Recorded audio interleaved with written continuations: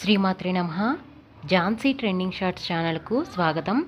మీరు గనక మన ఛానల్ని మొదటిసారి చూస్తున్నట్లయితే ప్లీజ్ సబ్స్క్రైబ్ చేసుకోండి. మరిన్ని డివోషనల్ స్టోరీస్ కోసం మన ఛానల్ని అందరికీ షేర్ చేయడం మర్చిపోవద్దు. ఈ వీడియో కనుక మీకు నచ్చినట్లయితే ప్లీజ్ ఒక లైక్ అయితే ఇవ్వండి.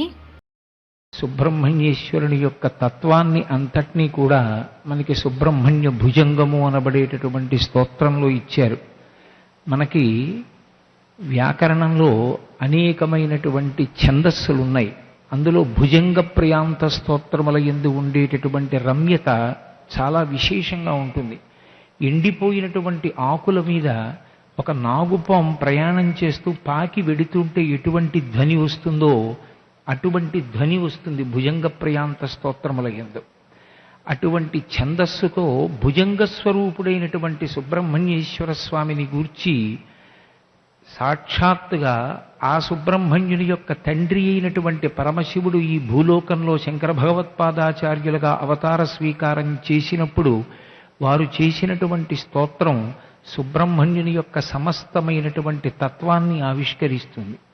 వారు సుబ్రహ్మణ్య భుజంగ స్తోత్రం అయినప్పటికీ కూడా దాన్ని ప్రారంభం చేస్తూ సదాబాల రూపాపి విఘ్నాద్రిహంత్రి మహాదంతి వక్త్రాపి పంచాస్యమాన్య విధీంద్రాదిమృగ్యా గణేశాభిధామే విధత్తం శ్రియం కాపి కళ్యాణరూపి అంటూ ప్రారంభం చేశారు. అందులో మొట్టమొదట విఘ్నేశ్వర ప్రార్థనతో ప్రారంభం చేశారు. ఎందుకు విఘ్నేశ్వర ప్రార్థనతో ప్రారంభం చేయాలి అంటే, సాధారణంగా మిగిలిన స్తోత్రాలు ఏవి చేసినా కూడా శంకర భగవత్పాదులు ఒకసారి విఘ్నేశ్వర స్తుతి చేసి ప్రారంభం చేస్తారు. అలా చెయ్యడం సందర్భోచితం.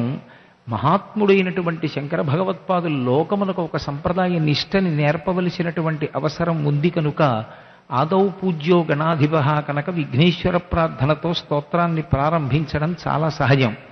కనకధార చేసినప్పటికీ కూడా వందే వందారు మందార మిందిరానంద కందలం అమందానంద సందోహ బంధురం సింధురాననం అంటూ మొదలుపెట్టారు. కానీ సుబ్రహ్మణ్య భుజంగ స్తోత్రం దగ్గరికి వచ్చేటప్పటికి వారు విఘ్నేశ్వర స్తుతితో ప్రారంభం చెయ్యడం కేవలం విఘ్నేశ్వరుణ్ణి ప్రార్థన పై వరకు కూడా ఒక శివలింగ స్వరూపమై బ్రహ్మాండాకృతిని పొంది శివ నిర్మాల్యం ఉత్తర దిక్కుకు పడిపోతుంది. దేవతలు చేసినటువంటి అభిషేక జలాలన్నీ ఉత్తర దిక్కున సముద్రాలై పడిపోయాయి. కాబట్టి అంతటా నిండిపోయినటువంటి పరమశివుడికి ఇక కదలడానికి చోటు ఉండదు. కదలడానికి చోటు లేక నిలబడిపోయిన వాడు స్థాణువైతే అప్పుడు ఇక ఆయనని మల్లెతీగ చుట్టుకునేటటువంటి అవకాశం ఉండదు. కాబట్టి ఆ మల్లెతీగ ఆ చెట్టు లోపలికి వెళ్ళిపోతుంది. మనం ప్రత్యేకించి ఆ అమ్మవారి దేవాలయం మూకాంబిక, ఉడిపి, ఆ క్షేత్రాలు గోకర్ణం అటువైపు నుంచి రహదారి మార్గంలో వస్తుంటే పెద్ద పెద్ద చెట్ల కల్లుకున్నటువంటి తీగలు చెట్టు యొక్క మానులోకి వెళ్ళిపోయి ఉంటాయి, కలిసిపోతాయి. అలా తీగ చెట్టు లోపలికి వెళ్ళిపోతుంది. అప్పుడు ఇక తీగ పైకి కనపడదు అల్లుకొని. అలా తీగ పైకి కనపడకుండా ఆకులు లేకుండా చెట్టులోకి వెళ్ళిపోతే అపర్ణ అంటారు. ఆకులు కనపడదు. అప్పుడు పార్వతీదేవి ఎక్కడ ఉంది అంటే చెట్టు లోపలికి తీగ వెళ్ళిపోయింది. విశాఖ, కొమ్మలు లేకుండా ఉండిపోయిన ఎండిపోయిన చెట్టు రూపంలో ఉన్నాడే, అప్పుడు ఆ కొమ్మలు లేనితనమే సుబ్రహ్మణ్యం.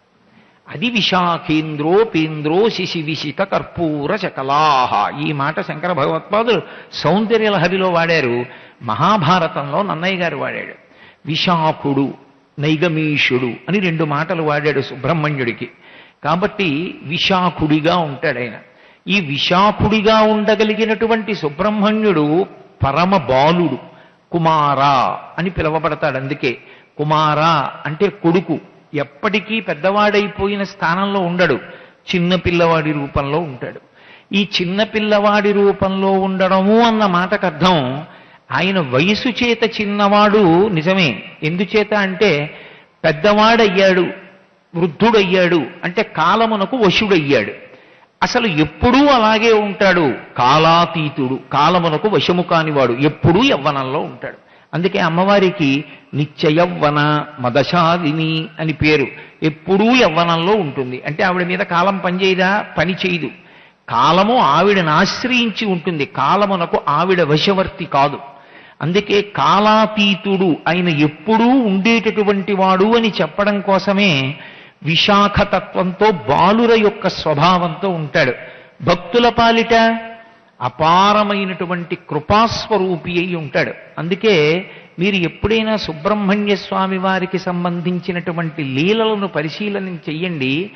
ఒకే ఒక్క నమస్కారమునకు వశుడైపోతాడు. ఒక్క నమస్కారమే. ఆయనకి పత్రి వెయ్యాలా, పువ్వు వెయ్యాలా, ఇవేం ఉండవు. ఒకే ఒక్క నమస్కారం త్రికరణ శుద్ధిగా చేస్తే చాలు సుబ్రహ్మణ్యుడికి. అసలు ఒకచో నమస్కారం కూడా అక్కర్లేదు. ఆర్తితో భక్తితో ఆయనని స్మరిస్తే చాలు, ఆదరిస్తాడు. ఆదరించడం ఒకెత్తైతే పరిపూర్ణమైన జ్ఞానిగా తన వలన కించిత్ దోషం జరిగింది అని అనిపించింది అనుకోండి, నిజంగా అది ఆయన వేరొకరి యొక్క గర్వాన్ని పరిహరించడానికి చేసినప్పటికీ తన వలన పొరపాటు జరిగింది అనుకుంటే ప్రాయశ్చిత్త కర్మకి సిద్ధపడతాడు. నేను మీతో నిన్న మనవి చేశాను, కొమరిల భట్టుగా వచ్చినప్పుడు ఆయన తుషాగ్ని యందు ప్రవేశించాడు. అందుకే ఆయన ఎంత వైదిక నిష్ఠాగరిష్ఠుడు, ఆయన అంతటి మృదు హృదయము కలిగినటువంటి వాడు మనకి ఎక్కడా కనపడడం.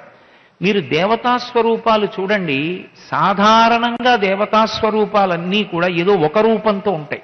ఒక రూపంతో ఉండడము అన్న మాటకు అర్థం సశక్తియుతమై ఉంటాయి. సనాతన ధర్మమునందు ఒక లక్షణం ఉంది, పక్కన శక్తి లేనటువంటి ఈశ్వరుణ్ణి ఆరాధన చెయ్యరు. ఆఖరికి రాముడైనా సరే ఒక్క రాముణ్ణి పెట్టి ఆరాధన చేయకూడదు. శ్రీరాముడు సీతారాములుగా ఆహ్వానం చేస్తాం. పార్వతీ పరమేశ్వరులు, లక్ష్మీనారాయణులు, శచి ఇంద్రులు, సరస్వతి బ్రహ్మలు, ఎక్కడ చూసినా సశక్తియుతుడైనటువంటి పరమాత్మకి ఆరాధన చేస్తాం తప్ప ఆయన శక్తియే ఆయన భార్య అని సంకేతింపబడుతుంది. నిజానికి భగవంతుడికి కూడా భార్య ఉండడము అన్నమాట, భగవంతుడికి కూడా ఇద్దరు భార్యలు ఉండడము అన్నమాట యథార్థం అనుకోండి, అది కొంచెం ఆక్షేపణీయమవుతుంది. కానీ తత్వం పరిశీలనం చెయ్యాలి. ఎప్పుడు తెలిసి తెలియక చాలామంది ఒక మాట అంటారు, ఈశ్వరుడికి ఇద్దరు భార్యలు అంటారు. సుబ్రహ్మణ్యుడికి వల్లి దేవసేన, వెంకటేశ్వరుడికి శ్రీదేవి భూదేవి, పరమేశ్వరుడికి అలా కాకపోయినా ఒకచో దృష్టాంతం చెప్తారు, గంగా పార్వతి అని. భరించాడు తప్ప గంగ భార్య కాదు. ఇలా అందరికీ ఇద్దరు భార్యలు అని అక్కరలేని అన్వయం ఓటు చేసుకోవడం మొదలు పెడుతూ ఉంటారు. కానీ అది దోషం. అది శక్తి స్వరూపంగా అవగాహన చేసుకోవాలి. శ్రీ మహావిష్ణువుకి శ్రీదేవి భూదేవి అటు ఇటు ఉంటారు. దాని అర్థం ఏమిటంటే భూదేవి సమస్త ఐశ్వర్యమునకు కారణము ఆవిడే. శరీరములు నిలబడాలన్నా ఆవిడే కారణం. ఆహారం ఎక్కడి నుంచి రావాలి? భూమిలోంచి రావాలి. భోగం ఎక్కడి నుంచి రావాలి? భూమిలోంచి రావాలి. నేను ఒక కారులో వెళ్ళాలంటే ఆ కారు తయారు చేయడానికి కావలసినటువంటి లోహం, అది నడవడానికి కావలసిన ఇంధనం భూమిలోంచి వస్తాయి. ఓ ఇల్లు కట్టుకోవడానికి కావలసినటువంటి పదార్థములన్నీ భూమిలోంచి వస్తాయి. అందుకే ఆవిడికి శర్వాణి అని ఒక పేరు. ఆవిడ సమస్త సుఖములకు ఆమెయే ఆలవాలమై ఉంటుంది. భూమి పంటని ఇచ్చేస్తుంది, ఆవిడ లక్షణం అది. కానీ ఈ పంట నీకు లక్ష్మిగా మారాలా వద్దా? అది డబ్బుగా మారి అది నీవు జీర్ణం చేసుకోవడానికి, వండుకోవడానికి వీలుగా నీ ఇంటికొచ్చి ధాన్యాగారం చేరాలా వద్దా అన్నప్పుడు తన కర్తవ్యాన్ని భూదేవి నెరవేరుస్తుంది. అది శ్రీదేవిగా మారేటప్పుడు లక్ష్మీదేవి స్వామి వంక చూస్తుంది. ఇంటికి వెళ్ళొచ్చా ఈ పంట అని ఒక్కసారి చూస్తుంది. ఆయన అక్కరలేదు. ఇది లోకమునందు భక్తి లోపించి ఉన్నది. ఎవరు ఈశ్వరుడి పట్ల కృతజ్ఞతాభావంతో లేరు, ఆయన ఇచ్చినది మనం అనుభవిస్తున్నాం అన్న కృతజ్ఞత లేదు. వాళ్ళకొక పాఠం చెప్పవలసిన అవసరం ఉంది. వాళ్ళు చేసుకున్న తప్పేమిటో వాళ్ళకి తెలియాలి అని ఇలా అన్నాడు అనుకోండి. ఈ భూదేవి ఇచ్చిన ఐశ్వర్యం శ్రీదేవిగా రాదు, అంటే తినడానికి ఉపయుక్తమవదు. అది ఏ తుఫానో వచ్చి పొలంలోనే వెళ్ళిపోతుంది, నీళ్లలో కరిగిపోతుంది. అంటే ద్రాపేయం ధస్సస్పతే దరిద్రం నీలలోహిత ఏషాం పురుషాణామాభైర్మోరోమో ఏషాం కించనా మమత అంటుంది యజుర్వేదం. చేతికొచ్చింది తానుగా మారడం, దేని మీద ఆధారపడుతుంది అంటే భగవంతుని యొక్క అనుగ్రహం మీద ఆధారపడుతుంది. నా చేతిలో ఒక తీయటి మామిడి పండు ఉండొచ్చు, కానీ ఇప్పుడు మామిడి పండు నేను కావాలనుకోండి, ఆ మామిడి పండు నేను తినేయాలి. ఇప్పుడు ఆ మామిడి పండు నేను తినడం అన్నది దేని మీద ఆధారపడుతుంది అంటే భగవంతుని అనుగ్రహం మీద ఆధారపడుతుంది. నువ్వు తినవచ్చు అని ఈశ్వరుడు అన్నాడు అనుకోండి, మధుమేహ వ్యాధి ఉండదు, 2 మామిడి పళ్ళు తినచ్చు. ఒకవేళ ఈశ్వరుడు గత జన్మలలో చేసిన పాపం ఉన్నది అని మధుమేహ వ్యాధిని ఉంచాడు అనుకోండి, మామిడి పండు చేతిలో ఉన్న తినలేడు, తిన్నా భయంతో తింటాడు. ఆ తర్వాత ఏం తినడానికి భయమే. రక్తంలో చక్కెర శాతం ఎంత పెరిగిపోయిందో అని బెంగబెట్టుకుని ఉంటాడు. కాబట్టి పదార్థము దొరకడం ఒకెత్తు, అది మనముగా మారడం ఒకెత్తు. ఈ రెండిటికి మధ్యలో పరమాత్మ ఉంటాడు. ఈ 2 శక్తులు ఆయనని బట్టి అనుగ్రహిస్తాయని చెప్పడం, భార్యలుగా సంకేతించడం. భార్య భర్త మాట వింటుంది. అంకోలం నిజ బీజ సంతతరయస్కాంతోఫలం సూచిక సాధ్వీ నైజ విభుం అంటారు శంకరాచార్యుల వారు. సాధ్వీ నైజ విభుం. పరమ పతివ్రతకి, ఇల్లాలికి ఉత్తమ బుద్ధి కలిగిన దానికి ఉండేటటువంటి లక్షణం ఏమి అంటే భర్తని అనుగమిస్తుంది, భర్త మాట వింటుంది. కాబట్టి మధ్యలో ఉన్న పరమాత్మ చెప్పిన మాటని శ్రీదేవి పాటిస్తుంది. ఐశ్వర్యంగా రావాలా వద్దా ఆయన అనుగ్రహం మీద ఆధారపడి ఉంటుంది. లక్ష్మీదేవికి కుంకుమార్చనలు చేస్తే ఐశ్వర్యం ఉంటుందనుకోవడం పొరపాటు. విష్ణువుని ఆశ్రయిస్తే ఆవిడ సంతోషిస్తుంది. అందుకని విష్ణు భక్తి ప్రధానమై ఉంటుంది. అందుకే లోకంలో ఒక లక్షణం ఉంటుంది, మనం ఉపాసన చేసేటటువంటి ఏ మూర్తి అయినా కూడా సశక్తియుతంగా ఉంటుంది, పక్కన అమ్మవారితో కూడి ఉంటుంది తప్ప అమ్మవారు పక్కన లేనటువంటి స్వరూపముల ఆరాధన సనాతన ధర్మం అంగీకరించలేదు. సింహాసనమునందు కూర్చోబెట్టి ఆరాధించడానికి అనర్హములు, అలా పూజ చేయడానికి వీల్లేదు, అది అవైదికం అంతే. కాబట్టి ఇప్పుడు ఈ విధంగా పూజ చేసేటప్పుడు ఒక్క సుబ్రహ్మణ్యుడి దగ్గరికి వచ్చేటప్పటికి మాత్రం ఒక గమ్మత్తు ఉంటుంది. ఆయన ఒక్కడే బ్రహ్మచారిగానూ ఉంటాడు, ఆయన ఒక్కడే గృహస్థుగానూ ఉంటాడు, ఆయన ఒక్కడే పరమ వైరాగ్యమూర్తి అయి ఓ గోచి పెట్టుకుని కర్ర పట్టుకుని ఉంటాడు. మీకు ఏ ఇతర దేవతా స్వరూపాల్లోనూ ఇలా కనపడదు.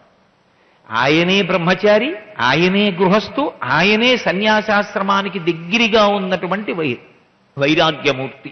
ఈ 3 ఉండవు. ఒక్క సుబ్రహ్మణ్యుడి విషయంలో 3 ఉంటాయి. సుబ్రహ్మణ్యుడు ఆయన పేరులోనే బ్రహ్మణ్యం, పరమ బ్రహ్మచారి. మరి వల్లీ దేవసేన రేపు చెప్తాను, దాని గురించి కళ్యాణం చెప్తాను. కాబట్టి ఆయన ఎప్పుడూ బ్రహ్మచర్యముతో ఉంటాడు. నేను సభాముఖంగా చెప్పకూడదు, కానీ గృహస్థు కూడా బ్రహ్మచారి. వేదము చేత విధింపబడినటువంటి నియమాన్ని పాటించి భార్యతో కలిసి జీవనము చేయగలిగినటువంటి వాడు నిత్య బ్రహ్మచారిగానే ఉంటాడు. గృహస్థైనంత మాత్రాన బ్రహ్మచారి కాకుండా పోడు. కాబట్టి బ్రహ్మచారిగాను సుబ్రహ్మణ్యుడు ఉంటాడు. ఎప్పుడూ వేదం చదువుకుంటూ, ఎప్పుడూ వేదమునందు అనురక్తితో ఒక్కడే బ్రహ్మచారిగా నిలబడి ఉంటాడు. అందుకే సుబ్రహ్మణ్య షష్ఠికి ఔపోసన వడ్డిస్తే బ్రహ్మచారిని పిలిచి వడ్డిస్తూ ఉంటారు. కాబట్టి బ్రహ్మచారిగా ఉంటాడు. ఆయనే గృహస్థుగా ఉంటాడు భార్యలతో కలిసి. ఆయనే పరమ వైరాగ్యమూర్తి అయి దండాయుధపాణి అన్న పేరుతో స్వామిమలైలో ఉంటాడు.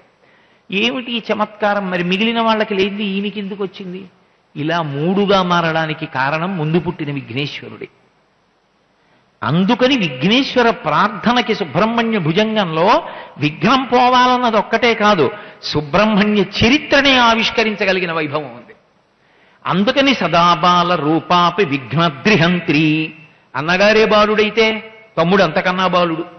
ఎలా అంటే ఆయన బ్రహ్మచారిగా ఉండడము అన్న మాటకు అర్థం పుట్టినదాదిగా తండ్రి ఉపనయనం చేసి వేద విద్యాభ్యాసం చేయడానికి పంపించే వరకు అన్న మాట ఒకటి వస్తుందా? మీకు నేను గత 2 రోజులుగా చెప్తూ వస్తున్నా. సనత్కుమారుల వారే సుబ్రహ్మణ్యుడిగా వచ్చారు. చాంద్యోగ్యోపనిషత్తు కూడా ఆ విషయాన్ని నిర్ధారించింది. అయినప్పుడు అసలు సుబ్రహ్మణ్యుడు పుట్టడానికి కారణం ఎవరు? మొట్టమొదటి కారణం విఘ్నేశ్వరుడు. ఎందుకని నేను మీకు మొట్టమొదటి రోజు ప్రసంగంలోనే మనవి చేశా. తారకాసురుడు విఘ్నేశ్వరుడి చేత మరణము రాకుండా జాగ్రత్త పడ్డాడు. పార్వతీ పరమేశ్వరుల కుమారుడు అంతకు ముందే ఉన్నాడు కాబట్టి. విఘ్నేశ్వరుడు కాకుండా ఇంకో కుమారుడు పుడితేనే తాను మరణించేటట్టుగా వరమడిగాడు. కాబట్టి సుబ్రహ్మణ్యుడు పుట్టడానికి కారణం ఎవరు? విఘ్నేశ్వరుడే. శూరపద్మాసురుడు అదే వరం అడిగాడు. కాబట్టి అసలు బ్రహ్మచారి అన్న మాటకు అర్థం పుట్టి యజ్ఞోపవీతం వేసుకుని వేదాధ్యయనం చేయడం. ఇప్పుడు అసలు పుట్టుకకి కారణం ఎవరు? విఘ్నేశ్వరుడు. ఆయన గృహస్థాశ్రమం స్వీకరించడానికి కారణం ఎవరు? విఘ్నేశ్వరుడు. ఆయన సమస్తమైనటువంటి రాక్షస జాతిని నిర్మూలించాడు.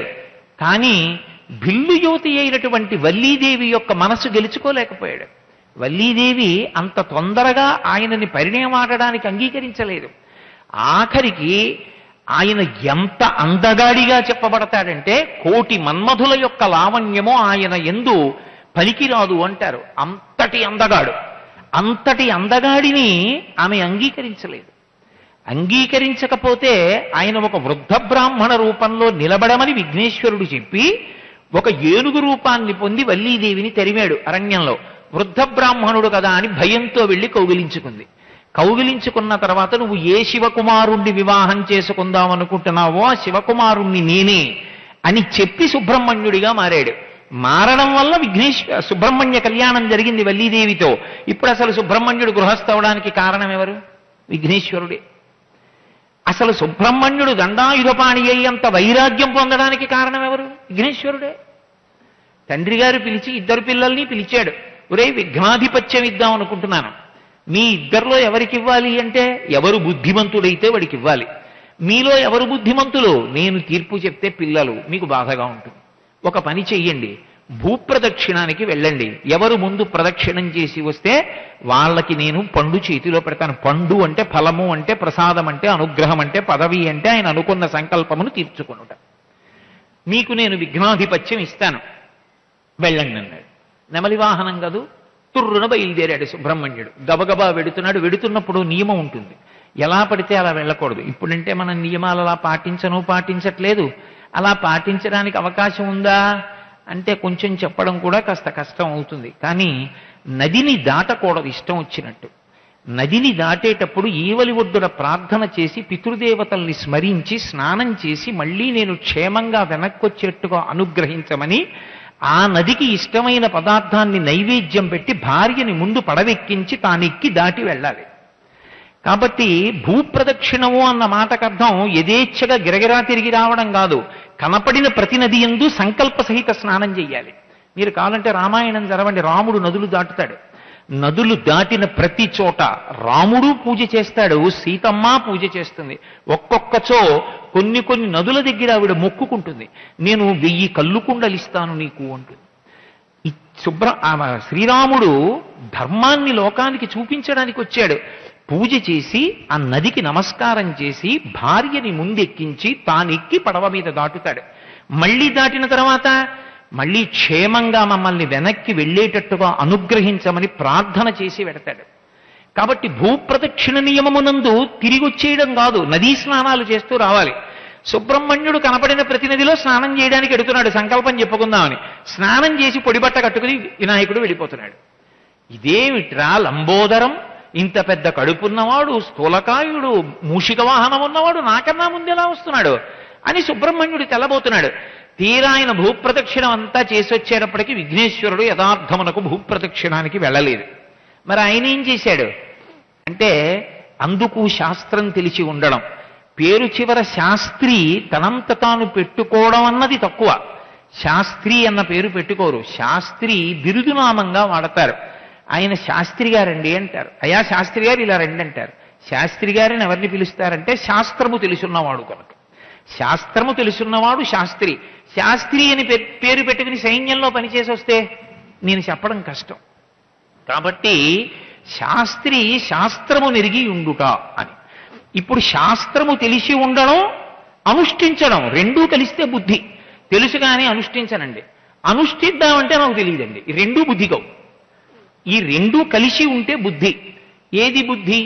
భూప్రదక్షిణం చెయ్యి అన్నప్పుడు అందులో ఎక్కడా దోషం రాకుండా తేలిగ్గా చేసే మార్గం ఏమిటి అంటే తనకున్న శరీరానికి, తనకున్న వాహనానికి, తను వెళ్ళగలిగిన వేగాన్ని దృష్టిలో పెట్టుకుని అదొక పోటీ కనుక తన తల్లిదండ్రులకు తాను ప్రదక్షిణం చేశాడు. తల్లిదండ్రులకు ప్రదక్షిణం చేస్తే భూప్రదక్షిణ శక్యేన కాశీయాత్రాయుతేన చ, భూమికి 7 మాటలు ప్రదక్షిణం చేసినట్టు.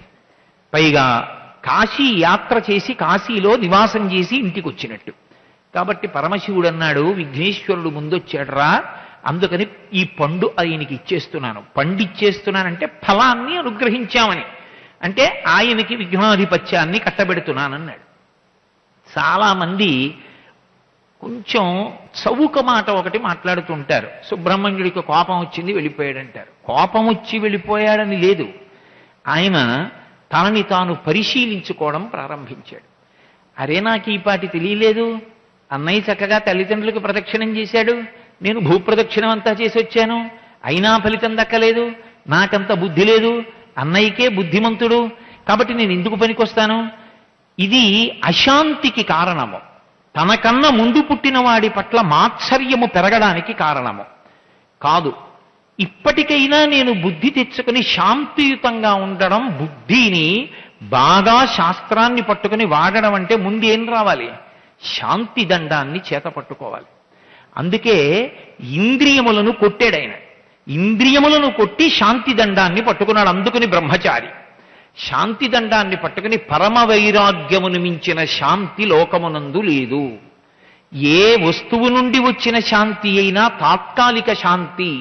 ఒక సూర్యబింబం ఉదయిస్తోందనుకోండి, ఎంత బాగుందో బింబం చూద్దాం అనుకుంటే ఓ చెట్టు అడ్డొచ్చింది. బాబా, ఈ చెట్టు అడ్డొచ్చిందే సమయానికి అనుకున్నాడు, గాలేసింది, చెట్టు కొమ్మ పక్కకెళ్ళింది, సూర్యబింబం కనపడింది. అబ్బా, ఈ కొమ్మ తప్పుకోవడంలో బింబం కనపడింది అనుకున్నాడు.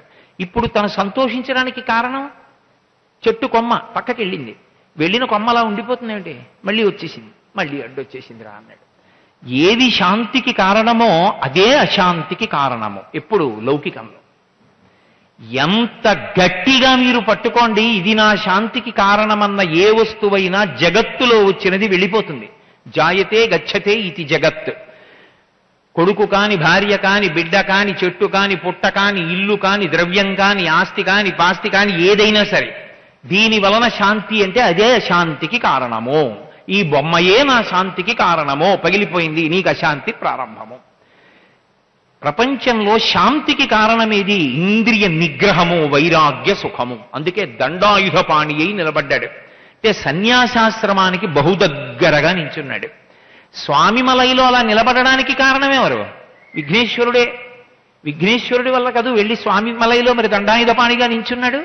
కాబట్టి ఇప్పుడు అసలు సుబ్రహ్మణ్యుడికి 3 రూపాలు, బ్రహ్మచర్యము, గృహస్థాశ్రమం, సన్యాసాశ్రమమునకు దగ్గరగా ఉండవలసినంత రీతిలో గోచి పెట్టుకుని దండం పట్టుకుని ఆ పళనీలు నిలబడడానికి కారణమైనటువంటి వాడు విఘ్నేశ్వరుడు. కారణం సుబ్రహ్మణ్యుణ్ణి కూడా ఆ స్థాయికి తీసుకొచ్చినటువంటి వాడు యథార్థమునకు విఘ్నేశ్వరుడే. కాబట్టి సదాబాల రూపాపి విఘ్నాద్రిహంత్రి. బాహ్యంలో చూస్తే చిన్న పిల్లవాడిలా ఉంటాడు విఘ్నేశ్వరుడు, కానీ విఘ్నాద్రిహంత్రి, పర్వతముల వంటి విఘ్నములను తొలగతోస్తాడు. అంతేకాదు మహాదంతి వక్త్రాపి పంచాస్యమాన్యా. శంకరుల రచనలంటే అలా ఉంటాయి. ఆయన ఏనుగు ముఖంతో ఉంటాడు కాబట్టి పెద్ద ఏనుగు. ఈ ఏనుగుకి పూజ ఎవరు చేస్తారు? పంచాస్యమాన్యా, ఓ పెద్ద సింహం పూజ చేస్తుంది. లోక విరుద్ధం కదూ. అసలు సింహం కల్లోకి వస్తే ఏనుగు పడిపోతుంది. అలాంటిది పెద్ద ఏనుగేమిటి? ఏనుగు యొక్క కుంభస్థలం చాలా విశాలంగా పెద్దది కనపడింది అనుకోండి, సింహానికి ఎంత సంతోషమో. శాతనక గ్రఖండితల సన్మజ కుంజర కుంభముక్త ముక్తా తతశైల అంటారు మహాభారతంలో. దూకి కుంభస్థలం మీద పంజాతో కొట్టి చీల్చి ముత్యాలు పైకి తీస్తుంది. కానీ మరి ఏనుక్కి సింహం పూజ చేయడం ఏమిటి అంటే, సజ్జోజాత అఘోర తత్పురుష వామదేవ ఈశానములనేటటువంటి 5 ముఖములు కలిగినటువంటి పరమశివుడికి పంచాస్యమని పేరు. సింహానికి పంచాస్యమని పేరు. 5 ముఖములు కలిగినటువంటి పరమశివుడికి సింహ సమానుడు కనుక ఆయనకి కూడా పంచాస్యమని పేరు. 5 ముఖములు ఉన్నటువంటి సింహము అని పేరు. 5 ముఖములు కలిగినటువంటి సింహస్వరూపి అయిన పరమశివుడు విఘ్నేశ్వరుడికి పూజ చేస్తాడు కొడుకైన. అదేమిటండి, కొడుకైతే మాత్రం శివుడు పూజ చేయడం ఎందుకు అంటే, నేను మీతో చెప్పాను కదా, కర్తవ్యతానిష్ట అని ఒక మాట ఉంటుంది. ఎవరి కర్తవ్యం వారి. ఒకానొకప్పుడు త్రిపురాసుర సంహారం చేయడానికి రథం ఎక్కి బయలుదేరాడు పరమశివుడు. మధ్యలోకి వెళ్ళిన తర్వాత ఇరుసు విరిగిపోయింది. ఇదేమిటి, యుద్ధానికి బయలుదేరితే ఇరుసు విరిగిపోయిందని తెల్లబోయాడు. ఓ ఎంత నా కొడుకైనా విఘ్నం రాకుండా విఘ్నేశ్వరుడికి పూజ చేయడం మర్చిపోయాను, కాబట్టి విఘ్నేశ్వర పూజ చెయ్యాలని కొడుకుని కూర్చోబెట్టి విఘ్నేశ్వర పూజ చేశాడు. ఎందుకని లోకానికి మార్గదర్శనం చేయించడానికి. వెంటనే మళ్ళీ రథం బయలుదేరింది, త్రిపురాసుర సంహారం అయింది. కాబట్టి తన తండ్రి అయిన పంచాస్యమైన సింహమైన పరమశివుని చేత కూడా పూజింపబడువాడు. ఇక తమ్ముడైన సుబ్రహ్మణ్యుడి చేత పూజింపబడడంలో పెద్ద విచిత్రమే ఉంది. ఆయనకి నమస్కారం చేయకుండా తమ్ముడి వైభవం ఎలా ప్రకాశిస్తుంది? కాబట్టి సుబ్రహ్మణ్యుడికి నమస్కారం చేసే ముందు విఘ్నేశ్వరుడికి నమస్కారం చేయడం మరిచిపోవద్దు. కాబట్టి సదాబాల రూపాపి విఘ్నద్రిహంత్రి మహాదంతి వక్త్రాపి పంచాస్యమాన్య విధీంద్రాది మృగ్యా. ఇంద్రుడు బ్రహ్మ మొదలైన వారి చేత కూడా పూజింపబడేటటువంటి వాడు. గణేశాభిధామే, గణపతి అని పేరు కలిగినటువంటి ఒక మహత్తత్వం ఒకటి ఉన్నది. ఆ మహత్తత్వం ఉన్నదే అది నాకు సమస్త మంగళములను కటాక్షించుగాక అని శంకర భగవత్పాదులు సుబ్రహ్మణ్య భుజంగాన్ని ప్రారంభం చేశారు. ప్రారంభం చేస్తూ సుబ్రహ్మణ్య వైభవం చెప్పడంలో మొట్టమొదటే ఆయన ఒక మాట చెప్పారు. నజానామి శబ్దం నజానామి అర్థం నజానామి పద్యం నజానామి గద్యం చిదేకా షడాస్యా ముఖాన్నిస్సరంతే గిరశ్చాపి చిత్రం. పద్యం ఆ శ్లోకం పావు పాకినట్టే వెళ్ళాలి, ఆ చప్పుడు అలాగే రావాలి. అందుకే ఆయన అంత వైభవోపేతమైన శ్లోకాలు చేశారు మహానుభావుడు. తిరుచెందూరులో కూర్చుని చేసినటువంటి స్తోత్రం సుబ్రహ్మణ్య భుజంగం. ఎందుచేత అంటే అతి ప్రఖ్యాతి వహించినటువంటి క్షేత్రాలలో ఒకటి తిరుచెందూరు, సముద్రపు ఒడ్డున వెలిసినటువంటి క్షేత్రం. ఆ సముద్రపు అలలు దేవాలయం వెనక గోడకి తగులుతుంటాయి. ఇప్పటికీ సుబ్రహ్మణ్యుని యొక్క అనుగ్రహము పరమ ప్రకటనంగా ఆవిష్కరింపబడుతూ ఉంటుంది. అక్కడ సముద్రం ఉంటుంది, ఇక్కడ ఒక బావి ఉంటుంది. అక్కడ సముద్రంలో స్నానం చేస్తే ఉప్పగా ఉంటుంది, ఇక్కడ బావిలో నీళ్లు తీసి పోసుకుంటే చల్లగా తీయగా ఉంటాయి. అక్కడ సముద్రమేమి, ఇక్కడ నుయ్యేమి, నూతినో నీళ్ళంతా తీయగా ఉండడం ఏమి. పక్కన నుయ్యి తవ్వారనుకోండి ఉప్పటి నీళ్లు పడతాయి. ఆ ఒక్క నుయ్యి ఎప్పుడు వచ్చిందో ఎవరికీ తెలియదు. ఆ ఒక్క నూతిలో నీళ్లు మాత్రం ఎప్పుడూ తీయగా ఉంటాయి. అక్కడ సుబ్రహ్మణ్యుడి గురించి చెప్తూ శంకరులు ఒక మాట అంటున్నారు. నజానామి శబ్దం నజానామి అర్థం. నాకు శబ్దము తెలియదు. శబ్దము అన్న మాటకు అర్థం జాగ్రత్తగా అర్థం చేసుకోవాలి. శబ్దము వేరు, ధ్వని వేరు. ధ్వని అన్న మాటని ఒకచోట వాడాలి, శబ్దము ఒకచోట వాడాలి. అర్థముతో కూడి ఉంటే శబ్దము, అర్ధరహితమైతే ధ్వని. పసిపిల్లవాడు కుయ్ అంటాడు, దానికి అర్థం ఏమిటండి అన్నారనుకోండి, ఎవ్వరికీ తెలియదు, దానికి అర్థం ఉండదు. అర్థము లేనటువంటిది ప్రకటనమైనటువంటి చప్పుడికి ధ్వని అని పేరు. అర్ధసహితమైతే శబ్దమని పేరు. శబ్దరాశి అని మొదటి పేరు దీనికి అంటే వేదానికి. వేదమునకు శబ్దరాశి అని పేరు. శబ్దము ఎప్పుడు వచ్చినా అర్థముతో కూడిన శబ్దము ప్రతిపాదించాలి అంటే రెండు ఒకదానితో ఒకటి ఉరుసుకుని ఘర్షణ కలిగితేనే శబ్దం వస్తుంది, లేకపోతే రాదు. అందుకే భారతీయ సంప్రదాయంలో సంగీతంలో ఏ వాద్య పరికరములను పడితే ఆ వాద్య పరికరములను మ్రోగించకూడదు. ఈశ్వరుడి రాజోపచారంలో అసలు వాడకూడదు. కొన్ని మాత్రమే రంధ్రీవాద్యములు, తంత్రీవాద్యములు అని ఉంటాయి. వేణు రంధ్రములతో కూడి ఉంటుంది, అది ఘర్షణకి లోనవుతుంది. ఆ ఊపిరి ఊదినప్పుడు బయటికి రావడంలో ఒరుసుకుని పైకొస్తూ ఉంటుంది. వీణ గోటి తీగకి పెనగి ఒరుసుకుని వస్తుంది శబ్దం. అలాగే వైలిన్ ఒక తీగ పెట్టి తీగ మీద రాపాడిస్తే వస్తుంది. మృదంగం వేళ్లతోటి తోలుతో కూడినటువంటి ఆ పరికరం మీద వాయిస్తే రెండిటికీ మధ్య వచ్చిన ఘర్షణ చేత వస్తుంది. ఇవి మాత్రమే రాజోపచారాల్లో వాడాలి తప్ప పిడుగులు కాని, ఉరుములు కాని, పెద్ద పెద్ద ధ్వనులు కాని, అర్థం లేని ధ్వనులతో కూడుకున్న ఏ వాద్య పరికరాన్ని సనాతన ధర్మమునందు వాడకూడదు అని నిర్ణయం. కాబట్టి శబ్దము అంటే వేదము. నజానామి శబ్దం, నాకు వేదం తెలియదు. నజానామి అర్థం, ఇక నాకు వేదార్థం తెలిసే అవకాశం ఎక్కడుంది? శంకరులకు తెలియదా వేదం? శంకరులకి వేదం తెలియకపోవడం కాదు, నాకేం తెలుసు అనడం ఆయన వినయం. అందుకే పశుమాం సర్వజ్ఞ ప్రథిత కృపయా పాలయ విభో అంటారు శివానందలహరిలో. ఈశ్వర నాకేం రాదు పశువుని, నువ్వు పశుపతివి, కాబట్టి పశుపతి ఏం చేయాలి? తన పశువుల్ని తాను చూసుకోవాలి. కాబట్టి ఇప్పుడు నా సంగతి ఎవరు చూడాలి? నువ్వు చూడాలి. చాలదా మనిద్దరికీ అనుబంధం? ఇది శంకర భగవత్పాదుల యొక్క భక్తి. అందుకే ఎక్కడ విద్య ఉంటుందో అక్కడ వినయం ఉండాలి. ఆ వినయము లేని విద్య పనికి మాలిన విద్య. అందుకే న జానామి శబ్దం న జానామి అర్థం న జానామి పద్యం. ఛందస్సుతో కూడుకున్నదైతే పద్యం ధారణకి యోగ్యతగా ఉంటుంది. అంటే దాన్ని మనసులో జ్ఞాపకం పెట్టుకోవచ్చు.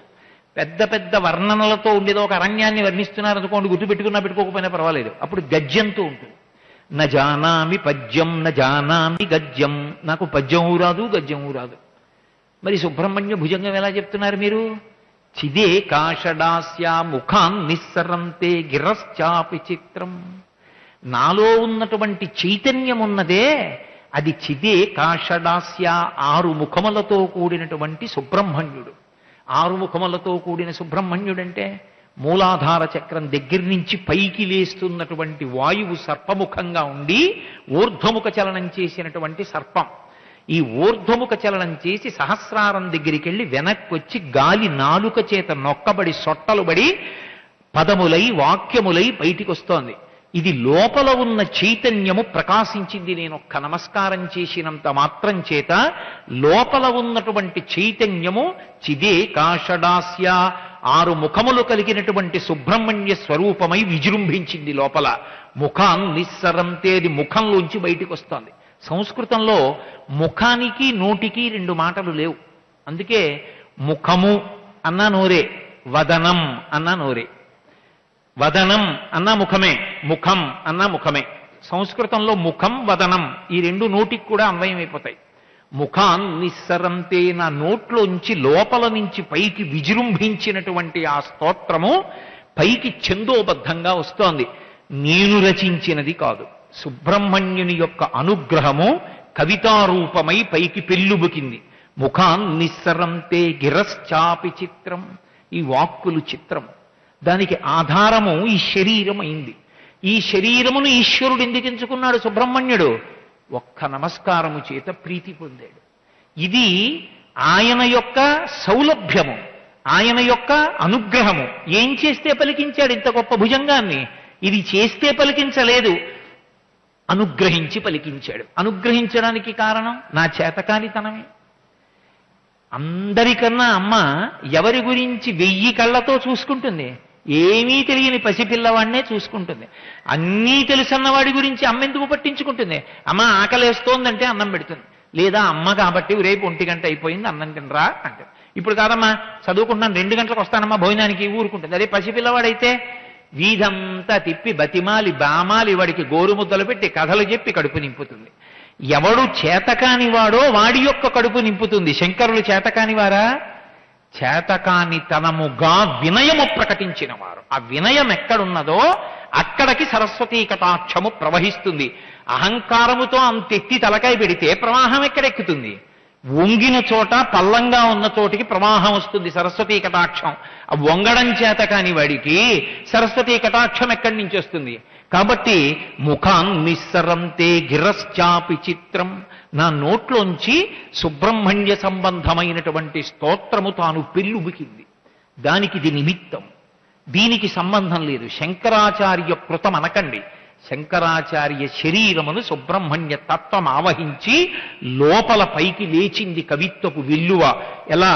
చిదే కాషడాస్య, లోపల ఉన్న చైతన్యము 6 ముఖముల వాడిగా విజృంభించింది పైకి. పరాపశ్యంతి మధ్యమా వైఖరి అన్న వాగ్రూపాన్ని పొందింది. ఈ శ్లోకం మొదట శంకరాచార్యుల వారు ప్రయోగించడం వెనక అనేక కారణాలున్నాయి. ఒకటి, శంకర భగవత్పాదులకి సరస్వతీతత్వం అంటే చాలా ప్రేమ. ఆయనకున్నంత అనురక్తి మనకెక్కడ కనపడదు. అందుకే వారు స్థిరీకరించినటువంటి సన్యాస వ్యవస్థలో కూడా చాలామంది సన్యాసులకు పేరు చివర భారతీ అని, పేరు చివర సరస్వతి అని, ఇంద్ర సరస్వతి అని నామం ఉంచారు. కామకోటి పీఠాధిపతుల యొక్క పేరు చివర కూడా ఇంద్ర సరస్వతి ఉంటుంది. నడిచే దేవుడని పేర్గాంచినటువంటి మహాపురుషులు చంద్రశేఖరేంద్ర సరస్వతి అని పిలువబడ్డారు. ఆయనకి శారదా కటాక్షము పట్ల విశేషమైనటువంటి మక్కువ. అందుకని అసలు శారదా కటాక్షమునందు ఆయనకి మక్కువ ఉంటే మన మీద రుద్దచ్చా? ఆయనకి ఇష్టమైనవన్నీ మనకి చెప్పి మీరు ఇలాగే వినండి నేను ఇలాగే చెప్తాను అనొచ్చా? అప్పుడు వైదికం ఎందుకు అవుతుంది? ఆయన ఆచార్యులు ఎందుకు అవుతారు? ఆచార్య అంటే శాస్త్రం ఎరిగి ఆచరించిన వారు. ఆయనకి సరస్వతీదేవి అంటే ఇష్టమని మనందరికీ సరస్వతీదేవిని ముందుకు తీసుకొస్తారా? అప్పుడు దోషం అవలా? కాదు. సచామర రమావాణి సవ్యదక్షిణ సేవిత, వేదం యొక్క హృదయం అంతే. కుడి చేతి వైపు సరస్వతీదేవి ఉంటుంది, ఎడం పక్కన లక్ష్మీదేవి ఉంటుంది. కుడి చేతి వైపు ఏది ఉందో దానికన్నా ఎడం చేతి వైపు ఉన్నది కొద్దిగా తక్కువ. అంటే నా ఉద్దేశ్యం సరస్వతీదేవి కన్నా లక్ష్మీదేవి తక్కువని కాదు. సరస్వతీదేవి లేని లక్ష్మీదేవి భయకారకమవుతుంది. కోట్ల ఆస్తుంది, లెక్క రాదు, 3 అంకెలు కూడుకోవడం రాదు, సంతకం పెట్టడం రాదు, ఎప్పుడూ భయమే. ఏం చేద్దామన్నా భయమే. ఉండి సుఖపడడం, దేని కొరకు ఖర్చు పెట్టాలో, దేని వల్ల తరిస్తాడో, దేనికి దానం ఇవ్వాలో ఏమీ చేత కాదు. సరస్వతీ కటాక్షం ఉంది, వాడికి అక్కర్లేకుండానే, వాడు అడగకుండానే లక్ష్మీ కటాక్షం వస్తుంది. నాకేం కారుండి కారులో వస్తున్నానా సభకి? ఉపన్యాసం చెప్తున్నాను కాబట్టి వస్తున్నాను. కాబట్టి ఎక్కడ సరస్వతీ కటాక్షము కించిత్తైనా ఉంటుందో అక్కడ లక్ష్మీ కటాక్షము ఉంటుంది. విద్వాన్ సర్వత్ర పూజ్యతే. వాడు ఒకవేళ ఇంటి నుంచి పలహారం తెచ్చుకోవడం మర్చిపోయి రైలు ఎక్కేసినా ఎవడో ఓడు గుర్తుపట్టి నమస్కారం పెట్టి తాను తెచ్చుకున్న అరటిపళ్ళలో 2 అరటిపళ్ళు ఇస్తాడు, అవి తిని పడుకోవచ్చు. బాగా డబ్బు ఉందనుకోండి, ఎక్కడో రైలు ఎక్కేసిన తర్వాత అది మళ్ళీ 3 గంటల తర్వాత ఆగుతుందంటే 9 గంటలకు ఎక్కిన రైలు 12 గంటలకు ఆగితే మాత్రం కటిక చీకట్లో నీకేం దొరుకుతుందని కొనుక్కుంటావు డబ్బెట్టి. అది సరస్వతీ కటాక్షం అయితే లక్ష్మి అనుగ్రహించకపోవడం ఉండదు. అందుకే లక్ష్మీ కటాక్షము కుడి చేతి వైపు ఉంచి సరస్వతీ కటాక్షం ఎడమ చేతి వైపు ఉంచుతారు. అందుకని సచామర రమావాణి సవ్యదక్షిణ సేవిత. ఈ సరస్వతీ కటాక్షం ఏం చేయాలి? వైరాగ్యమునకు కారణమై శారద సారమైనటువంటి వస్తువుని ఇవ్వగలిగినదై ఉండాలి. అప్పుడు జన్మ సిద్ధిస్తుంది, జన్మకి సార్థక్యం లభిస్తుంది. చిరంజీవన్నేవ క్షపిత పశుపాశ వ్యతికర పరానందాభిక్యం రసయతి రసం తద్భజనవాన్ అంటారు శంకరులు సౌందర్యలహరిలో. ఎంతకాలం బ్రతికావన్నది కాదు, పండావా అన్నది ప్రధానం. యొక్క శ్రీకార్యం చల్లా విశ్వనాథ శాస్త్రి గారు ఉన్నటువంటి మకాం వైపుకి నడుస్తుంటే ఎడం చేతి వైపు ఓ చెట్టు ఉంది. ఆ చెట్టే ఆ పన్నీరు. ప్రొద్దున్న పూట వెళ్ళి ఇలా పువ్వుని ముట్టుకున్నారనుకోండి, వెంటనే కింద పడిపోతుంది. ఆ పువ్వులు ఒక పాత్రలోకి పట్టి దండ కట్టడం మొదలుపెట్టారనుకోండి, కొద్దిగా ముందుకు వెళ్ళేటప్పటికి వెనక పూలు వారం రోజుల క్రితం ఎలా అయిపోతాయో అలా ఎండిపోతాయి. అవి మనుష్య స్పర్శని ఓర్చవు ఆ పూలు. వాటంతటవి సువాసనలు గుబాళించి వాటంతటవి పడిపోతాయి. ఆ ఆకులో ఇస్తారు విభూతి. తిరుచెందూరులో ఉండేటటువంటి విభూతికి ఉన్నటువంటి గొప్పతనం ఏమిటంటే, ఆ ఆకులో ఉన్నటువంటి ఇచ్చినటువంటి ప్రసాదాన్ని ఇలా చేత్తో పట్టుకుంటే చాలు. మిగిలిన చోట్ల సుబ్రహ్మణ్య విభూతిని ధరించాలి, నోట్లో వేసుకుంటారు. కానీ ఒక్క తిరుచెందూరులో ఉన్నటువంటి ప్రసాదానికి ఉన్న గొప్పతనం ఏమిటంటే అపస్మార కుష్ఠక్షయ ప్రయార్ష. శంకరాచార్యుల వారు కొన్ని వ్యాధుల పేర్లు ఇచ్చారు. ఈ వ్యాధులు ఉన్నవాళ్ళెవరో వాళ్ళకి భోగమన్న మాట వాళ్ళకి ఉండదు, వాళ్ళ పక్కన ఉన్న వాళ్ళకి కూడా సుఖశాంతులు ఉండవు. అపస్మార అంటే పిచ్చి, కుష్ఠవ్యాధి, క్షయ ఊపిరితిత్తులు తరిగిపోవడం, క్షయ, ఆర్ష అంటే ఆ మూలశంక, ప్రయార్ష, దాంతోపాటు ప్రమేహ అంటే మధుమేహ వ్యాధి, షుగర్, ప్రమేహ, జ్వరోన్మాద, ఎప్పటికీ తగ్గకుండా ఉండేటటువంటి జ్వరం, ఉన్మాద ఒక రకమైనటువంటి పిచ్చి, జ్వరోన్మాద, గుల్మాది, కూర్చోడానికి వీలు లేకుండా మనుష్యుని యొక్క మలస్థానమునందు పుట్టినటువంటి పుండు, గులోన్మాద. అటువంటి భయంకరమైనటువంటి వ్యాధులు ఏ ఉన్నాయో అటువంటి వ్యాధులన్నీ కూడా, వాటితో పాటు పిశాచాశ్చ సర్వే, భయంకరమైనటువంటి పిశాచములు కూడా, భవత్పత్ర భూతి, ఆ పనీరు ఆకులో వేసిన విభూతిని చేతిలో పెట్టుకుని ఇలా నిలబడితే చాలట. భవత్పత్ర భూతి విలోక్య క్షణతారకారే ద్రవంతే. ఒక్క క్షణం ఇలా పట్టుకుంటే ద్రవంతే నశించిపోతాయని చెప్పారు. నేను మీతో ఒక యథార్థం మనవి చేస్తున్నాను. తిరుచెందూరులో సుబ్రహ్మణ్యానుగ్రహంగా ఆకులో ప్రసాదాన్ని తెచ్చుకుని ఆయన అనుగ్రహంతో కుదుటపడిన వాళ్ళు ఎందరో ఉన్నారు. శంకరాచార్యుల వారికి అక్కర్లేని విషయాలు చెప్పుకోవలసిన అగత్యం లేదు. అంత గొప్ప క్షేత్రం తిరుచెందూరు. అందుకే భుజంగంలోనే శంకర భగవత్పాదులు ఒక చోట అంటారు, యదా యదా మానవామే గతస్తేత దైవ. వచ్చినటువంటి వాళ్ళందరికీ కూడా ఇదిగో ఈ సముద్రం ఎలా ఉందో అలా సంసార సముద్రంలో ఉన్నటువంటి మిమ్మల్ని అందరినీ తరింప చెయ్యడం కోసమని భవసింధు తీరే, ఈ సముద్రపు ఒడ్డునే నేను ఉన్నాను అని చెప్పి ఆయన పరమ శక్తివంతుడై తిరుచెందూరులో నిలబడి ఉన్నారు అని. ఆ విభూతికి అంత శక్తి, నిజంగా కూడా ఆయన అలాగే అనుగ్రహిస్తాడు అని నేను ఒకసారి ఈ శ్లోకం గురించి కంచికామకోటి పీఠాధిపతులు శంకర విజయేంద్ర సరస్వతి స్వామి వారిని అడిగాను. ఏమండి, సుబ్రహ్మణ్య భుజంగంలో ఈ శ్లోకం ఉంది కదా, అక్కడ వచ్చిన పండితులు మాట్లాడుతున్నప్పుడు ఇది చర్చకు వచ్చింది. వచ్చినప్పుడు ఈ శ్లోకానికి నిజంగా అంత ప్రతిపత్తి ఉన్నదా, తిరుచెందూరులో ఉన్న సుబ్రహ్మణ్యానుగ్రహం అంత గొప్పగానూ ఉంటుందా అని అడిగాను. అడిగితే ఆయన నాకు చెప్పడం మానేసి ఒక వృద్ధుడైనటువంటి పండితుడు అకస్మాత్తుగా అప్పుడే వచ్చారు. ఆయన్ని పిలిపించారు. మీరు కోటేశ్వరరావు గారితో మనకి ఒక 20 ఏళ్ల క్రితం జరిగినటువంటి అనుభవం చెప్పండి అన్నారు. ఆయన నాతో ఒక అనుభవం చెప్పారు. అది తిరుపతి దేవస్థానం కార్యనిర్వహణాధికారి గారికి కూడా తెలుసు అని చెప్పారు నాతో మాట్లాడుతున్నప్పుడు. ఒకానొకప్పుడు మహాస్వామి వారు నగరి పక్క నుంచి వెళ్ళిపోతుంటే ఒక కొండ మీద ఒక శివలింగం ఉంది అని ధ్యానంలో ఆయనకి తెలిసిందిట. ఆయన వెళ్ళి దర్శనం చేసుకొచ్చారు. తర్వాత 10 ఏళ్లకి శంకర విజయేంద్ర సరస్వతి స్వామి వారు తన శిష్యులతో కలిసి దర్శనానికి వెళ్ళారు. ఆ కొండ మీదకి వెడదామని వాహనం ఎక్కారు. వాహనం ఎక్కితే దాని ఇరుసు విరిగిపోయింది. ఏ వాహనం ఎక్కినా ఇరుసు విరిగిపోయింది. ఈ కొండ మీదకి వాహనం మీద వెడితే అంగీకరించడు, మహాస్వామి నడిచి వెళ్ళేవారు, నేను నడిచి వెడతానని బయలుదేరారు. భయంకరమైన అరణ్యంట, అందులో దారి తప్పిపోయారు. వచ్చిన వాళ్ళు వెనక్కి ఉండిపోయారు. ఎవరు ఎటు వెళ్ళిపోతారో, ఏ మృగం బారిన పడతారోనని పీఠాధిపతికి ఛత్రం పడతారు కాబట్టి దాన్ని గొడుగుని భూమిలో పాతి పెట్టి దాని మీద అంటించారట కాగితం, నా వెనక రావద్దు, దర్శనం చేసుకోవడానికి నేను ఒక్కడనే వెడుతున్నాను అని. అరణ్యంలోంచి పుల్లలు కొట్టుకొస్తున్న వాళ్ళకి చెప్పారట, మీరు చెప్పండి ఎవరైనా నాగరికులు కనపడితే రావద్దని చెప్పండి అని. ఆయనతో పాటు ఇంకొక వృద్ధ పండితుడు బయలుదేరారు. ఇద్దరూ కలిసి అరణ్యంలోంచి వెళ్ళిపోతున్నారు. కొంత దూరం వెళ్ళిన తర్వాత అసలు ఎటు వెళ్ళాలి, ఆ పర్వతం ఎటుంది, ఎలా వెడతామని నిలబడిపోయారు. ఓ చిన్న పిల్లవాడు ఎవరో విభూతి రేఖలు పెట్టుకుని బొట్టు పెట్టుకుని వెలిగిపోతున్న పిల్లవాడు అరణ్యంలో పరిగెత్తుకుంటూ వచ్చాట. వచ్చి మీరు కామకోటి నుంచి వస్తున్నారు కదా, నేను చూపిస్తాను రండి మీకు ఆ దేవాలయాన్ని అని చెప్పి తీసుకెళ్లి ఆ దేవాలయాన్ని చూపించాట. రాత్రి పడుకున్నారు. తెల్లవారుజామున 3-4 మధ్యలో లేచి చూస్తే ఆ దేవాలయంలో ఉన్న శివలింగాన్ని ఒక పెద్ద సర్పం చుట్టుకుని పడగ విప్పి దర్శనమిచ్చింది. అలాగే ఉంది ఆ సర్పం. వారు భయపడలేదు. సుబ్రహ్మణ్యుడే మనకి పిల్లవాడి రూపంలో వచ్చి అనుగ్రహించింది సుబ్రహ్మణ్యుడే, ఇప్పుడు ఈ చుట్టుకుని కనపడుతున్నవాడు సుబ్రహ్మణ్యుడే అని పరమ ప్రశాంత చిత్తులై వారు అక్కడి నుంచి బయలుదేరి కిందకొస్తుంటే పెద్ద నదీ ప్రవాహం వచ్చి వారు వచ్చినటువంటి దారి మూసుకుపోయింది. దారి మూసుకుపోతే ఎటెళ్లాలో తెలియక బయలుదేరితే ఓ నల్ల కుక్క, ఒకటి పెద్ద కుక్క వచ్చి ఎదురుగుండా నిలబడిందిట. పీఠాధిపతులు ఎదురుగుండా కుక్క రాకూడదు కాబట్టి అంతేవాసులు రాళ్లతో కొట్టారు. అది లోపలికెళ్ళను, అడవిలోకి మళ్ళీ బయటికి రాను. కాసేపు ఆగి చూసి స్వామి అన్నారట, ఇది మనకేదో ఉపకారం చెయ్యాలనుకుంటోంది, వెళ్ళేటప్పుడు సుబ్రహ్మణ్యుడు చేశాడు, ఇప్పుడు కాలభైరవుడు చేయబోతున్నాడు, ఊరుకోండన్నారు.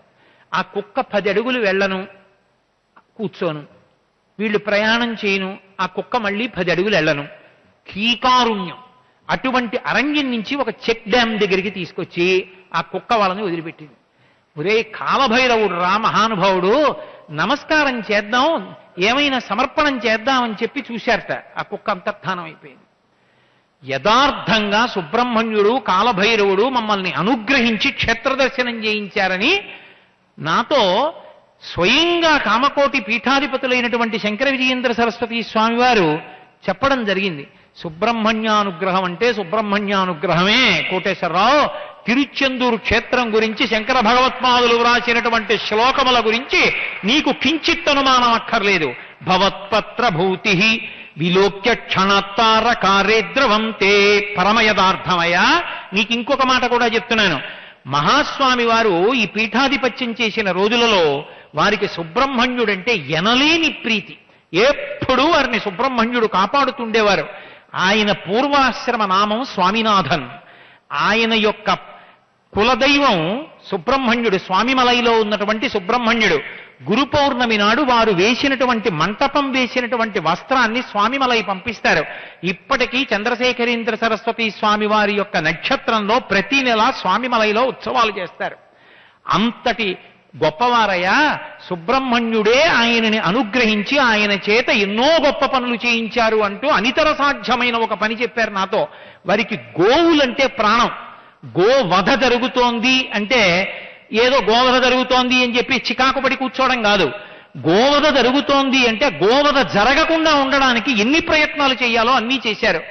ఇప్పటికీ వస్తారట ఆ కామకోటి మఠానికి. స్పెయిన్కి అప్పుడు యువరాణిగా ఉండేవారు ఐరిణి అని ఒక ఆవిడ ఆశ్రమానికి వచ్చినప్పుడు ఒకసారి మహాస్వామి వారు ఉన్న రోజులు బాధపడుతూ వచ్చారట. ఏమని అడిగారట. అడిగితే మా ఊళ్ళో పాలు ఎక్కువైపోయాయండి, ఆవులకి అనవసరంగా ఆహారం పెట్టడం ఎందుకు, పాలు ఎక్కువైపోయాయని కొన్ని ఆవుల్ని చంపేస్తున్నారు. మీరు చెప్పిన విషయాలు విని నాకు ఆ గోవధని తట్టుకోలేకపోతున్నాను, ఏం చేయమంటారని అడిగారు. నువ్వు యువరాణివి కనుక నీ అధికారాన్ని ఉపయోగించి విమానాల్లో కొన్ని గోవుల్ని ఆ భారతదేశం పంపించమన్నారు. విమానాల్లో వచ్చేట కొన్ని గోవులు అవి చెన్నై వాతావరణానికి కంచి వాతావరణానికి తట్టుకోలేకపోయాయి. అవి చల్లటి వాతావరణంలో ఉండడానికి అలవాటు పడినవి. మళ్ళీ వాటికి ఎక్కడ ఖేదం కలుగుతుందో అని కొన్నింటిని కొడైకెనాల్ పంపించారట, కొన్నింటిని హిమాచల్ ప్రదేశ్ పంపించారట. ఒక్క ఆవు కూడా మరణించడానికి వీలు లేదని మహాస్వామి అంత పూనికతో సేవ చేశారయ్యా అని శంకర విజయేంద్ర సరస్వతి స్వామి వారు నాకు ఒక సందర్భంలో చెప్పడం జరిగింది. కాబట్టి మహానుభావుడైనటువంటి సుబ్రహ్మణ్యుడు సరస్వతి కటాక్షాన్ని ప్రకాశింపచెయ్యడంలో ఆయనే సాటి. ఒకరి విషయంలో కాదు, అరుణాచలంలో ఆ తర్వాత కాంచీపురంలో కూడా అనేకమైనటువంటి కావ్యములను వెలయించాడు. కందరానుభూతి అని చెప్పి ఓ పుస్తకాన్ని కూడా రాశాడు. అరుణగిరినాథర్ అంటాడు. ఆయన తన జీవితంలో వేశ్యాలంపటానికి గురి అయి అసంబద్ధంగా ధర్మ వ్యతిరేకంగా ఎన్నో భోగాలు అనుభవించాడు. ఒకప్పుడు సుబ్రహ్మణ్యేశ్వర స్వామి వారి యొక్క అనుగ్రహం చేత ఆయన మనసు మారిపోయి గొప్ప కవిత్వ శక్తి పొందాడు ఆయన్ని పూజ చేసి. ఆ అనుగ్రహాన్ని పొంది ఆ రోజులలో అక్కడ ఉన్నటువంటి ప్రభుదేవరాయలు అనబడేటటువంటి ఒక మహారాజు దగ్గరికి వెళ్ళి తన కవిత్వపు శక్తిని వివరించి కవిత్వాన్ని చెప్తే రాజు పొంగిపోయి అంతకుముందు ఆస్థాన కవిగా ఉన్నటువంటి సంబంధం అనే వ్యక్తిని తొలగించి అరుణగిరినాథర్ని ఆస్థాన కవిగా నియమించాడు. ఆ సంబంధంకి ఎక్కడ లేని ఆగ్రహం వచ్చింది. నా పదవి ఈయన వల్లే పోయిందనేటటువంటి ఆ క్రోధం మనసులో పెట్టుకుని ఆ అక్కసు తీరక ఈ అరుణగిరినాథర్కి ఒక అలవాటు ఉండేది. ప్రతిరోజు ఒక చిలుక శరీరంలోకి ప్రవేశించేవాడు. ప్రవేశించి ఎక్కడెక్కడికో వెళ్ళి పారిజాత పుష్పాలు తెచ్చేవాడు. పారిజాత వృక్షానికి పారిజాత పుష్పానికి ఒక లక్షణం ఉంటుంది. ఎప్పుడైనా పారిజాత చెట్టు కింద కూర్చున్నా పారిజాత పుష్పాలు తెచ్చి భగవంతుణ్ణి పూజించినా ఉత్తర క్షణంలో మనశ్శాంతి కలుగుతుంది. పారిజాతానికి ఆ లక్షణం ఉంటుంది. జంగారెడ్డిగూడెంలో ఒక వెంకటేశ్వర స్వామి దేవస్థానం ఉంది.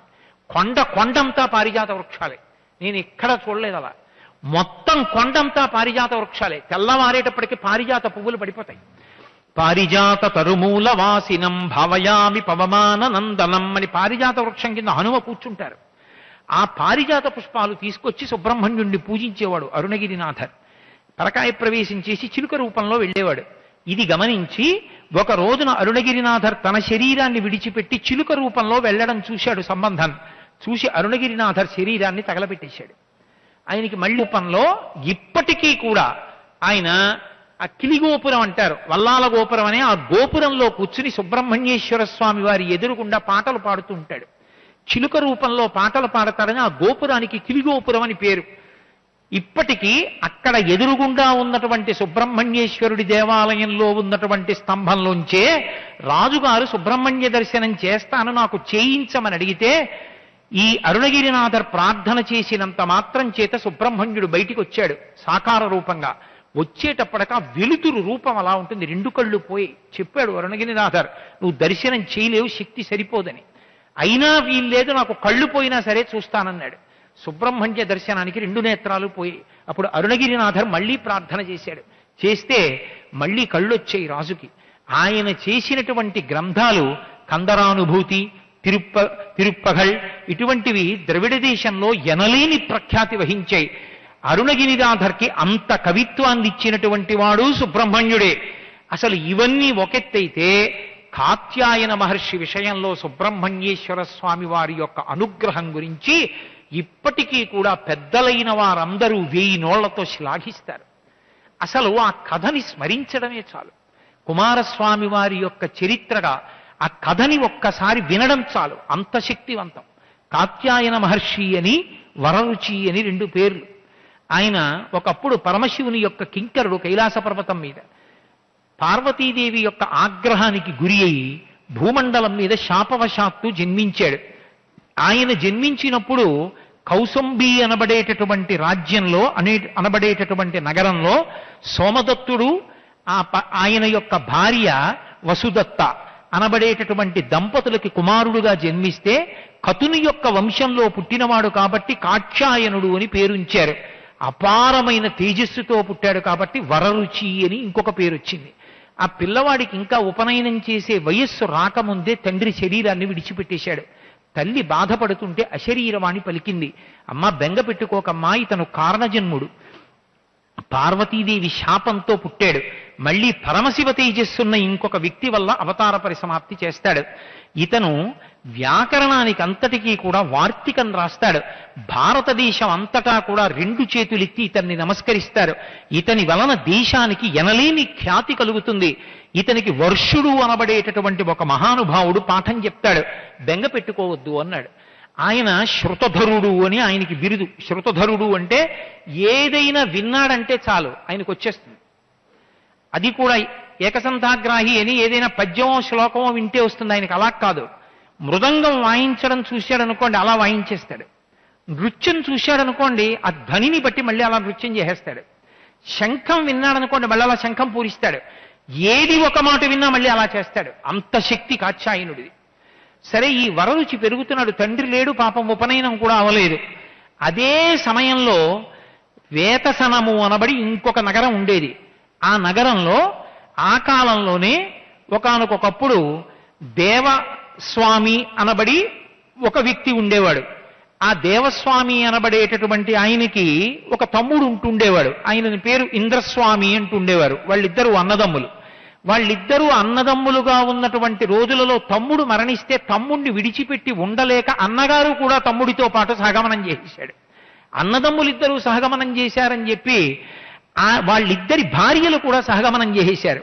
ఆ సహగమనం చేసేస్తే పెద్ద ఆయన కొడుకు చిన్న ఆయన కొడుకు ఇద్దరు ఉండిపోయారు. పెద్ద ఆయన కొడుకు పేరు ఇంద్రదత్తుడు, రెండో ఆయన కొడుకు పేరు కరంభుడు. ఇంద్రదత్తుడు కరంభుడు ఉండిపోయారు. వాళ్ళు చిన్నపిల్లలు. వాళ్ళకి తండ్రిలా గొప్ప విద్వాంసుడు కావాలని కోరిక. ఎక్కడ దొరుకుతాడు గురువు అని వెతుక్కుంటూ బయలుదేరారు. ఒక ఊరు వెళ్ళిన తరువాత వాళ్ళకి తెలిసింది, ఇక్కడెవరో మహానుభావుడు ఉన్నట్ట, ఆయన పేరు వర్షుడు అని పేరుట, ఆయన దగ్గర పాఠం నేర్చుకోవాలని అడిగారు. వర్షుడి దగ్గర పాఠం నేర్చుకోవడం ఏమిటయా, జడుడు, ఆయనకేం రాదు, అజ్ఞాని అన్నారు. అజ్ఞాని అయితే అయ్యాడు, ఎక్కడుంటాడో చెప్పండి అన్నారు. అదిగో ఆ పాకలో ఉంటాడు, వెళ్ళమన్నారు. ఆ పాకలోకి వెళ్ళాడు. ఏ మాట పలుకు లేకుండా కూర్చుని ఉన్నాడు ఒక ఆయన. పాపం నిర్ధనులయ్యి ఉన్నారు వాళ్ళు. భార్య కనపడింది. ఆవిడికి నమస్కరించి, అమ్మా వర్షుల వారి ఇల్లు ఇదేనా అని అడిగాడు. అవును అన్నారు. అమ్మ పాఠం నేర్చుకోవడానికి వచ్చామమ్మా, ఈ వర్షుడు ఎందుకమ్మా ఇలా ఉన్నారు, పాఠం చెప్తారా అని అడిగారు. అడిగితే ఆ ఇల్లాలంది, ఆయన మహావిద్వాంసుడే, కానీ ఒకప్పుడు జడుడు, ఏమీ తెలియదు. ఈ వర్షునికి ఒక తమ్ముడు ఉన్నాడు, అతని పేరు ఉపవర్షుడు. ఆ ఉపవర్షునికి అన్నగారంటే మహాప్రీతి. ఈయన జడుడైనా ఏమీ చేత కాకపోయినా నన్ను ఈయనని కూడా ఆ ఉపవర్షుడే బాగా పోషణ చేస్తూ ఉండేవాడు. కానీ ఉపవర్షుని భార్య గయ్యాళి, నన్ను ఈయన్ని సాధిస్తూ ఉండేది. అవమానాలు భరించలేక నీలాంటి జడుణ్ణి కట్టుకున్నానని ఒక రోజున భర్తని నిందించాను. అయ్యో భర్తృనింద చేశానే అని మళ్ళీ భర్త కాళ్ల మీద పడి క్షమార్పణ అడిగాను.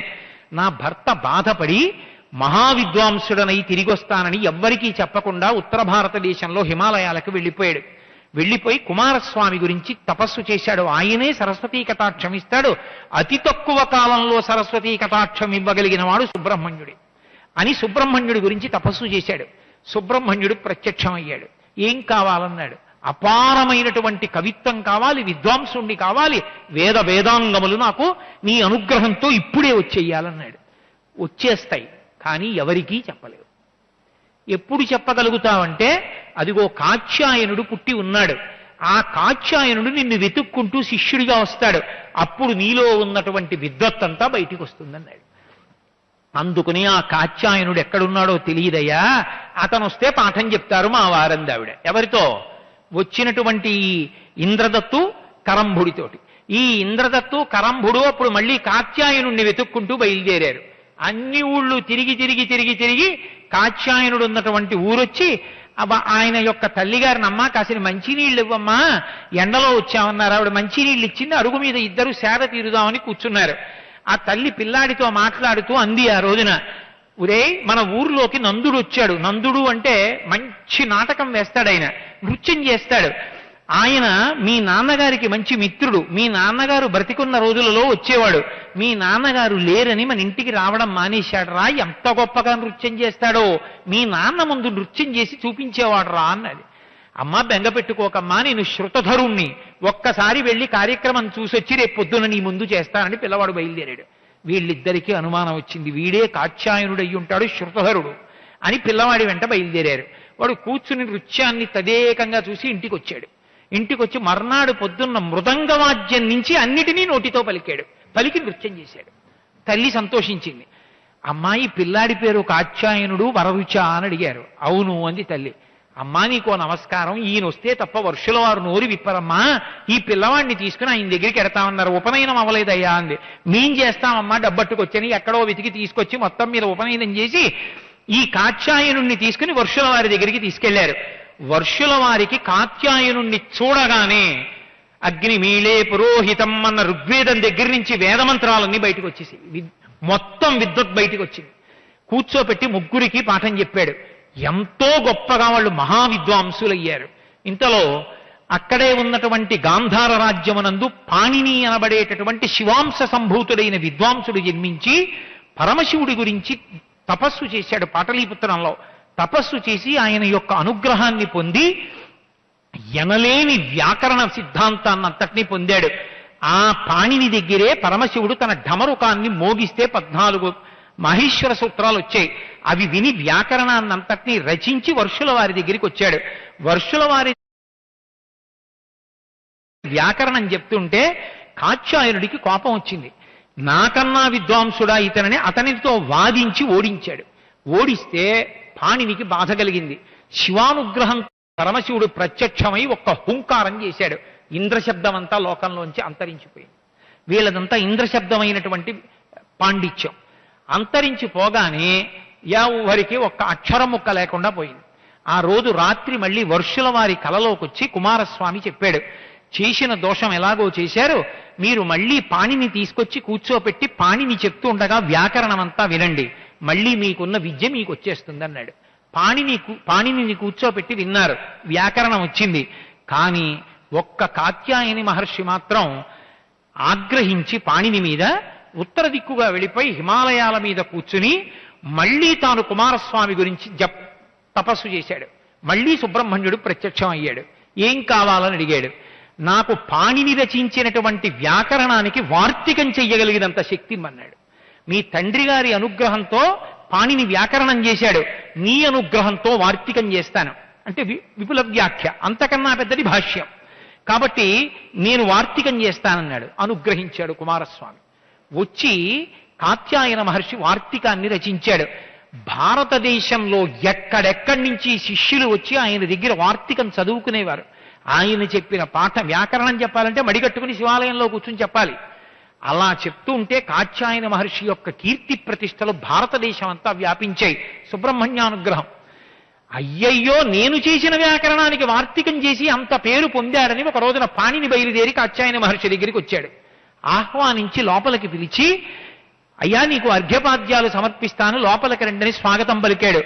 ధూర్తుడా, నా వ్యాకరణానికి వార్తికం రాసి ఇంత పేరు ప్రఖ్యాతులు సంపాదించావు, నేటి రాత్రి నీ శిరస్సు 100 వ్రక్కలగుగాక అన్నాడు. అంటే కాత్యాయనుడు అన్నాడు, అతిథివి అని మర్యాదనిచ్చి ఆహ్వానించాను. ఆహ్వానిస్తే నీ వ్యాకరణానికి వార్తికం రాశాను తప్ప నేనేం నింద చేయలేదు.